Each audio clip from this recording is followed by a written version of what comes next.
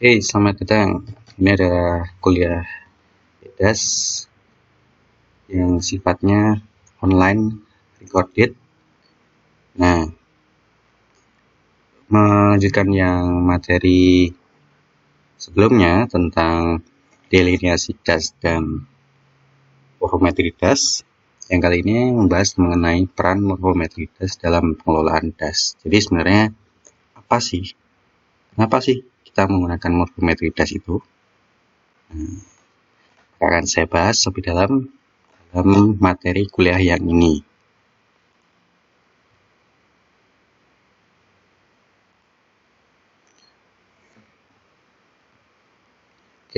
Tujuan perkuliahan ini adalah agar mahasiswa dapat mengetahui peran morfometri das dalam pengelolaan daerah aliran sungai.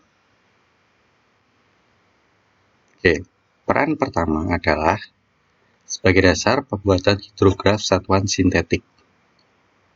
Apa itu hidrograf? Nah, kita lihat dulu. Kalau teman-teman lihat gambar yang ada di kanan itu adalah bentukan dari sebuah unit hidrograf. Jadi sebenarnya hidrograf itu seperti itu, tapi banyak sekali puncak lembahnya. Nah, satu kesatuan ini saja disebut sebagai unit hidrograf. Jadi ada satu kali naik mendapatkan satu puncak, kemudian turun, itu adalah satu unit hidrograf. Nah, tapi hidrograf sendiri itu apa? Hidrograf adalah grafik yang menunjukkan debit aliran pada sebuah alur sungai per satuan waktu. Nah, pembuatan hidrograf ini memerlukan data debit kontinu. Jadi data debit yang diambil secara terus-menerus. Nah, data debit itu ada dua setidaknya.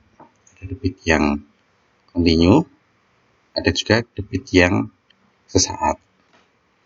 Debit sesaat contohnya misalnya seperti kita melakukan pengukuran menggunakan metode apung atau metode karometer. Nah, debit yang kita dapatkan dari pengukuran itu cuma debit ketika kita mengukur saja. Jadi misalnya kita mengukur saat jam 3 sore lah katakanlah. Nah, itu debit jam 3 sore itu saja. Tapi tidak bisa menggambarkan debit tadi pagi, debit nanti malam, atau bahkan debit jam 4 sore pun tidak bisa karena kita melakukan pengukuran di jam 3 sore. Nah, itu adalah debit sesaat. Nah, tetapi kalau debit kontinu itu kita lakukan pengukuran terus-menerus sehingga kita mendapatkan data debit pada interval waktu yang konstan. Misalnya seperti teman-teman bisa lihat pada grafik ini, kita bisa memperoleh debit per 10 menit. Bayangkan, kita punya 10 menitan, data 10 menitan, 4:10, 4:20, dan seterusnya, 5, 5:10, dan seterusnya, jam 6, dan seterusnya. Jadi setiap 10 menit kita punya datanya. Nah, bagaimana mengukurnya? Yaitu menggunakan AWR atau Automatic Water Level Recorder atau pencatat tinggi muka air otomatis. Dan tentunya pembuatan hidrograf ini juga membutuhkan data lainnya. Yaitu adalah data hujan. Data hujan yang juga paling tidak jam-jaman. Syukur-syukur bisa yang intervalnya sama, 10 menitan juga, atau misalnya AWR yang diset 5 menitan, data hujannya juga diset 5 menitan, akan lebih baik. Jadi menjadi data yang berpasangan. Komponen dari hidrograf setidaknya ada beberapa hal, yaitu TR atau sering juga disebut sebagai TP. TR adalah time to rise. Waktu dari hidrograf ini mulai naik di kaki yang sebelah sini, itu adalah TR, time to rise, atau bisa juga disebut sebagai time to peak, waktu menuju puncak. Kemudian ketika sudah mencapai di puncak, itu sering disebut sebagai QP atau debit puncak, debit tertinggi dalam unit hidrograf. Kemudian ketika sudah mencapai puncak, pasti hidrograf tersebut akan turun. Nah, ketika hidrograf itu turun sampai kepada kondisi normalnya lagi sebelum naik tadi, itu disebut sebagai time to base, waktu untuk mencapai dasar kembali. Jadi ada 3 bagian. Kaki sebelah sini adalah time to rise atau time to peak. Ini adalah debit puncak. Kemudian ini adalah time to base. Nah, kemudian dari ujung mulai naik hingga ujung turun lagi, itu adalah time base, waktu dasarnya. Nah, kemudian kita lihat sisi hujannya. Di sisi hujannya, ternyata hujan juga punya puncak hujan. Di sini, ini adalah IP, intensitas puncak hujan. Nah, ternyata intensitas puncak hujan ini itu tidak berbarengan dengan Q puncak, tetapi ada jeda. Nah, jeda ini disebut sebagai time lag atau waktu tunggu. Jadi, tidak mesti ketika hujannya paling deras dia menjadi debit puncak, tetapi ada jeda waktu. Nah, semakin pendek jeda waktunya, itu artinya dasnya makin kecil atau dasnya cenderung membulat. Sedangkan jika time lag-nya makin panjang, kemungkinan dasnya besar atau dasnya memanjang. Karena waktu tempuh dari mulai terjadi hujan paling deras hingga debitnya sampai ke hilir, ke outlet, itu relatif lama. Itu adalah hidrograf. Nah, umumnya pembuatan hidrograf itu membutuhkan 2 data ini, jadi data pencatatan debit dan juga data pencatatan hujan. Kemudian, apa yang dimaksud hidrograf satuan sintetik? Nah, hidrograf satuan sintetik ini adalah merupakan metode hidrograf yang paling populer digunakan untuk memainkan peranan penting dalam banyak perencanaan di bidang sumber daya air, khususnya dalam analisis debit banjir das yang tidak terukur. Jadi, yang kita lihat tadi, hidrograf tadi hanya bisa dilakukan, hanya bisa diukur di gambar jika das itu ada spasnya yang bisa dipasangi AWLR seperti ini. Masalahnya nih, tidak semua sungai itu memiliki spas dan juga stasiun hujan, sehingga baik AWLR maupun automatic weather systemnya tidak bisa mencatat data yang lewat di situ. Nah, das yang seperti itu disebut sebagai das tidak terukur atau ungauged watershed. Nah, kalau bertemu dengan das seperti ini bagaimana? Berarti tidak bisa kita gambar hidrografnya. Apakah bisa? Bisa. Nah, metode ini sederhana karena hanya membutuhkan data-data karakteristik das seperti luas das dan panjang sungai, dan dalam beberapa kasus dapat juga mencakup karakteristik das, karakteristik lahan yang digunakan. Oleh karena itu, metode ini merupakan alat berguna untuk mensimulasikan aliran dari das tidak terukur dan daerah aliran sungai mengalami perubahan penggunaan lahan. Jadi gini, hidrograf satuan sintetik ini bisa kita gunakan untuk membuat hidrograf pada das yang tidak terukur atau ungauged watershed dengan bantuan karakteristik morfometri, misalnya luas, panjang sungai, dan juga parameter-parameter yang dibutuhkan oleh hidrograf satuan sintetik tersebut. Nah, kita coba lihat lebih dalam mengenai hidrograf satuan sintetik. Ada banyak sekali macam hidrograf satuan sintetik. Misalnya nih, ada hidrograf satuan sintetik Nakayasu, Cinder Alexeyev, SGS, Bimantara, Gamma 1, HSS ITB 1, HSS ITB 2. Nah, masing-masing ini bisa teman-teman baca lebih lanjut melalui link yang ada pada sebelah kanannya. Nah, kemudian di sebelah kanan itu ada ilustrasi dari sebuah hidrograf satuan sintetik. Jadi hidrograf satuan sintetik ini menyerupai hidrograf yang disusun menggunakan data debit aliran, tetapi tidak betul-betul sama, hanya menyerupai saja. Jadi merupakan model dari hidrograf. Nah, hidrograf ini itu tidak dibuat dengan data debit, melainkan data-data yang terkait dengan morfometri das. Nah, kita akan perdalam salah satu saja hidrograf satuan sintetik, yaitu hidrograf satuan sintetik atau HSS Gamma 1. Nah, jangan ruwet dulu dengan rumusnya ya, karena ini sebenarnya cuma simbol saja, cuma perkalian dan pertambahan saja, dan juga pemangkatan. Kita lihat dulu.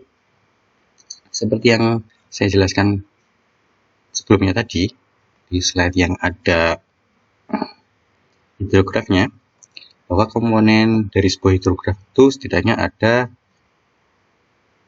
TR atau TP, time to rise, sebelah sini. Kemudian ada Q puncaknya, ada time to base atau QT bisa juga. Kemudian TB, time to base. Nanti juga ada di bawahnya adalah aliran dasar QB. Nah, kita akan hitung komponen-komponen tersebut menggunakan persamaan dari HSS Gamma 1. Nah, untuk waktu puncak TR itu teman-teman bisa lakukan perhitungan menggunakan rumus yang ini, TR sama dengan 0,4 sekian dan seterusnya. Nah, keterangannya ada di slide setelah ini. Kemudian untuk QP yang ini, TB ini, QB ini. Jadi sangat simpel, hanya memasukkan angka-angkanya ke dalam rumus ini, sehingga nanti bisa mendapatkan berapa nilai dari masing-masing komponen ini, dan hidrografnya bisa digambar. Oke, kita lihat itu yang A. Nah, kita butuh luasan das. Dalam morfometri yang teman-teman kerjakan kemarin, salah satu yang dihitung adalah luas dasnya. Kemudian L adalah panjang sungai utama, kemarin juga sudah dihitung. Kemudian S yaitu untuk kemiringan sungai. Kemiringan sungai adalah elevasi maksimum dari sungai dikurangi elevasi minimum dari sungai dibagi dengan panjang sungai utama. Oke, ini yang elevasi maksimum dan minimum ini adalah untuk elevasi maksimum dan minimum sungai utama. Jadi bukan elevasi maksimum minimum das, tapi sungainya. Karena bisa jadi elevasi maksimum dan minimum dasnya lebih, yang maksimumnya bisa lebih tinggi, yang minimumnya mungkin bisa sama, tapi maksimum bisa lebih tinggi. Jadi untuk menghindari kekeliruan perhitungan, gunakanlah elevasi maksimum pada sungai utamanya saja dibagi dengan panjang sungai utamanya. Kemarin sepertinya juga sudah dihitung. Nah, itu nanti jadi dikalikan 100 akan mendapatkan kemiringan sungainya. Kemudian SF adalah jumlah panjang sungai orde 1. Kemarin juga teman-teman sudah hitung, sudah bisa mengorde orde 1 menggunakan metode Strahler, dibagi dengan jumlah panjang sungai totalnya, yaitu kan mendapatkan SF-nya. Source vector atau faktor sumber. Kemudian SN atau frekuensi sumber, source number. Nah, beda dengan source factor, yakni adalah jumlahnya. Nah, teman-teman juga mestinya sudah bisa menghitung berapa jumlah sungai order 1 jika sudah mengorder sungainya. Dibagi dengan jumlah panjang sungai totalnya. Jadi, totalnya berapa, order satunya berapa, tinggal dibagikan saja mendapatkan SN. Kemudian D, drainage density, jumlah panjang sungai total dibagi dengan jumlahnya. Kemudian RUA adalah luas das bagian hulu 0,5 L ke atas. Jadi kayak gini, kita gambarkan garis tengah yang mulai dari outlet sampai ke titik terjauh di das itu. Sebenarnya ini titik jauh bisa sampai sini sih, tapi agar lebih simetris saya tarik sampai sini sebagai ilustrasi saja. Nah, kemudian ini tadi kita bisa measure berapa panjangnya, kita cari tengahnya di mana. Nah, itu adalah 0,5-nya, setengahnya. Nah, itu kita bisa pangkas. Ini adalah setengah das ke atas. Nah, ini RUA itu adalah luas das bagian hulu atau setengah das ke atas. Itu berapa luasnya? Dia yang saya arsir warna apa nih ya? Merah-merah nggak niat. Ya coklat-coklat gitulah. Kemudian SIM atau faktor simetri. WF, nanti dulu ya, karena WF-nya belum dijelaskan, kita skip dulu. Kemudian JN, junction number atau jumlah pertemuan sungai. Nah, kalau teman-teman kemarin sudah menghitung berapa jumlah sungainya, itu akan sangat mudah untuk mencari junction number-nya. Kemarin sudah saya coba cari rumusnya, ternyata junction number-nya itu sama dengan jumlah sungai yang didapatkan. Misalnya dapatnya 11, tinggal dikurangkan 1, kemudian dibagi 2 atau dikalikan setengah. Jadi 11 dikurangi 1, 10, dibagi 2. Jadi jumlah pertemuan sungai adalah 5. Mudah untuk mencari junction number. Kemudian WF. WF adalah faktor lebar, yaitu WU per WL. WU adalah lebar das bagian hulu. Nah, sama seperti yang RUA tadi, dengan garis yang sama, kita cari posisi 0,75-nya. Ini adalah lebar di wilayah hulu. Sedangkan yang WL adalah 0,2 dari sini tadi, dari garis yang sama, itu adalah lebar di bagian hilir. Nah, itu WF-nya, faktor lebarnya, tinggal dibagikan saja. Itu merupakan rasio dari lebar di bagian hulu dengan lebar bagian hilir. Itu akan mendapatkan WF. Nah, kalau sudah dapat WF, berarti yang SIM tadi bisa kita hitung dengan cara WF dikalikan dengan RUA. Nah, nanti angka-angka ini nanti bisa teman-teman gunakan untuk masukkan ke dalam rumus-rumus ini, sehingga mendapatkan angka yang bisa dimasukkan ke dalam hidrograf satuan sintetik untuk membentuk hidrograf satuan sintetik dari sebuah sungai yang ungauged. Nah, ini kalau teman-teman nanti ada kesempatan bisa lakukan di tesnya masing-masing, tapi sifatnya opsional saja.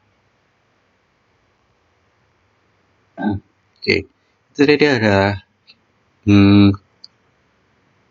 peran pertama dalam menghitung hidrograf satuan sintetik. Jadi morfometri das ini bisa digunakan untuk memperkirakan debit aliran sebuah das yang ungauged.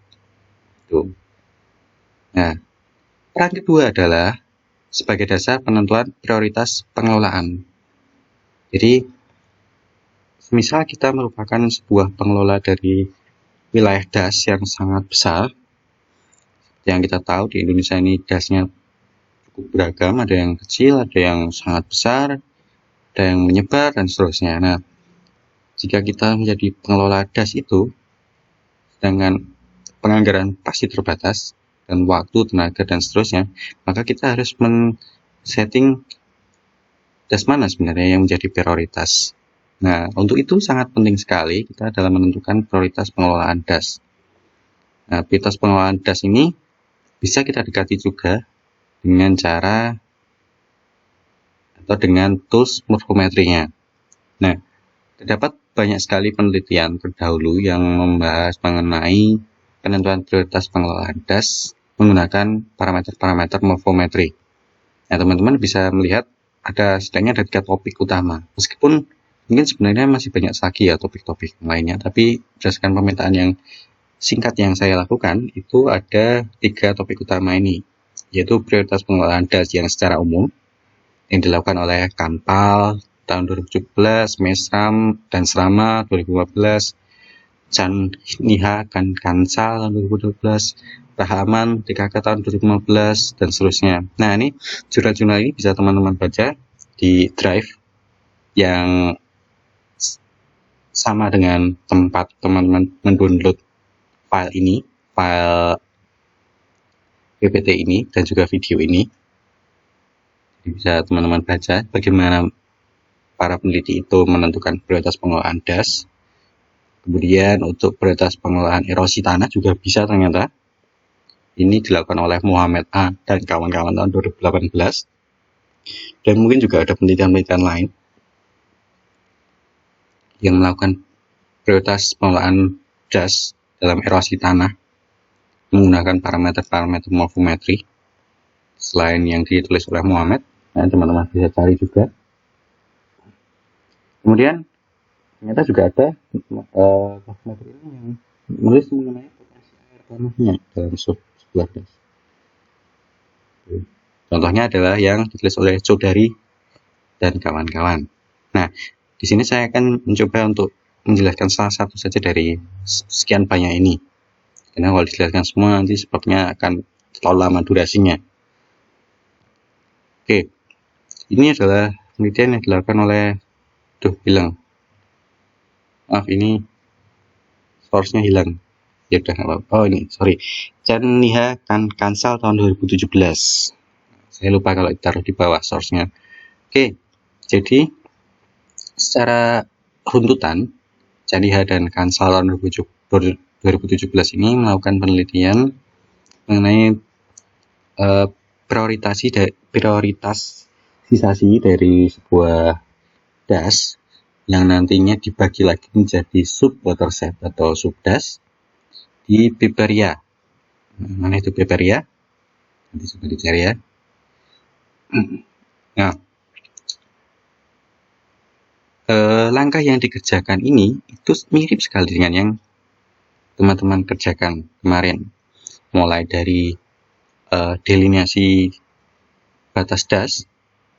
Kalau yang mereka lakukan ini menggunakan data AsterGDem, data elevasi, kemudian dilakukan koreksi geometrik, dan kemudian baru di delineasi batas DAS-nya. Kalau teman-teman kemarin menggunakan data garis kontur dan juga jaringan sungai, kemudian diekstraksi studinya mulai dari batas DAS dan juga sub watershed-nya. Ini sub watershed yang mereka buat.